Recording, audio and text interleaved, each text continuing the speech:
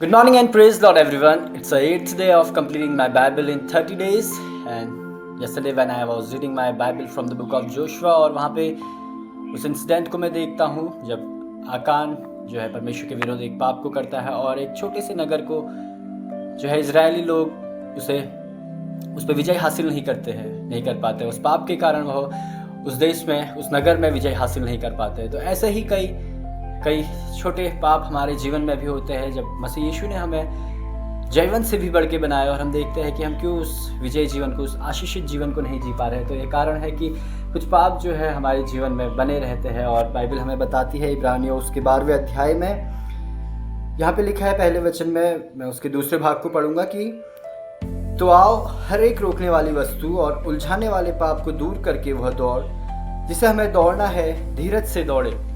Hallelujah. यहाँ पे परमेश्वर का वचन बताता है कि कुछ उलझाने वाले पाप और रोकने वाली वस्तुएं जो है हमारे जीवन में है और वो हमें जो है परमेश्वर में उस विजय और जयवंत जीवन को जीने से हमें रोकती है। उस आनंद को जो परमेश्वर हमें देना चाहता है, हम अपने शत्रुओं पे, उस शत्रुओं के उन जो टैक्टिक्स होती है उनको हम ओवरकम नहीं कर पाते हैं और हम अपने आप में गिल्टी फील करते हैं, परमेश्वर से दूर अपने आप को महसूस करते हैं। शैतान चाहता है कि वह पाप निरंतर हमारे जीवन में बना रहे ताकि परमेश्वर से हम जो है दूर रहे, हम उसके करीब ना आए। परमेश्वर का वचन कहता है कि हमें अनुग्रह के सिंहासन के निकट हियाव के साथ आना है। वह अनुग्रह तब हमें मिलेगा जो आवश्यक है हमारे लिए। और वह अनुग्रह हमें कब आवश्यक होता है? जब हम कमज़ोर पड़ जाते हैं, हम परीक्षाओं में गिर जाते हैं। तो हमें यह नहीं सोचना है कि हम पापी हैं, क्योंकि मसीह यीशु ने आज से 2000 साल पहले हमारे पापों के लिए अपने जीवन को दिया है और हमें विजयी बनाया, हमें उद्धार अनंत जीवन में हमारा प्रवेश करवाया है। तो हमें ये नहीं सोचना है कि मैं कैसे अपने पिता के पास जाऊंगा, मैं तो पापी हूँ, मैंने पाप करा है, बल्कि हियाव से हमें परमेश्वर के पास जाना है। मसीह यीशु के उस लहू को लेकर हमें परमेश्वर के पास जाना है। और यहाँ पे एक और वचन को मैं आपके लिए पढ़ना चाहूँगा जो कि लिखा है इब्रानियों उसके 4 अध्याय और 16वें वचन में, इसलिए आओ हम अनुग्रह के सिंहासन के निकट हियाव बात कर चले कि हम पर दया हो और वह अनुग्रह पाए जो आवश्यकता के समय हमारी सहायता करे। तो वो आवश्यकता हमें कब होती है? जब हम अपने आप को निर्बल देखते हैं, हम अपने आप को उस दोष भावना के साथ हम देखते हैं कि हमने पाप करा है और परमेश्वर के सम्मुख जाने के योग्य हम नहीं हैं। पर हमें यह जानना है कि परमेश्वर ने जो है हमारे पापों को धो के हमें शुद्ध किया है और उन रोकने वाली वस्तुओं को जो है हमें अपने जीवन से अलग करना है। यह कैसे संभव है? परमेश्वर अब्राहम से कहता है कि मेरी उपस्थिति में चल और सिद्ध होता जा।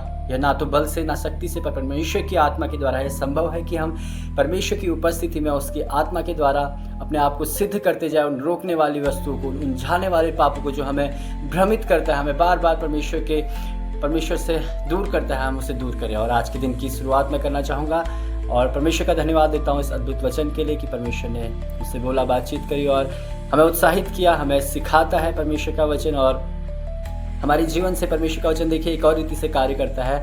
वह एक वचन कहता है कि 2 धारी तलवार है, वो इतना शार्प है कि गांठ और गुदे, बोन मैरो को, मतलब देखिए जैसे हमारी हड्डियों में बोन मैरो होता है, तो इसको एक आत्मिक रूप में अगर हम देखेंगे तो परमेश्वर का वचन कहता है कि उसको अलग करने की क्षमता परमेश्वर का वचन रखता है। तो हमारे जीवनों से उस पाप को अलग करने की क्षमता परमेश्वर का वचन रखता है। तो जितना ज़्यादा अधिक हम परमेश्वर के वचन में बढ़ेंगे, जितना ज़्यादा अधिक हम परमेश्वर के वचन को पढ़ेंगे, परमेश्वर का वचन हमारे जीवन में उतना ही अधिक कार्य करेगा। और परमेश्वर का वचन कभी खाली नहीं लौटता है, व्यर्थ नहीं है, वह झूठा नहीं है। अगर उसमें लिखा है तो वह ज़रूर पूरा होता है। तो हमें विश्वास करें और यदि कोई भी ऐसी रोकने वाली वस्तु, उलझाने वाला पाप आपके जीवन में है, हमारे जीवन में है, तो हम उसके द्वारा शैतान को अवसर ना दें। हम यह ना करें कि परमेश्वर से हम दूर हो जाए, हम ये ना सोचें कि हम परमेश्वर के निकट कैसे जाए, बल्कि हम परमेश्वर के वचन को लेके उसकी आत्मा की सहायता से और उस अनुग्रह को हम जाने कि हमें जो आवश्यकता के समय हमें मिलता है, हम पे दया करी जाती है। हम जब पाप में रहते हैं तो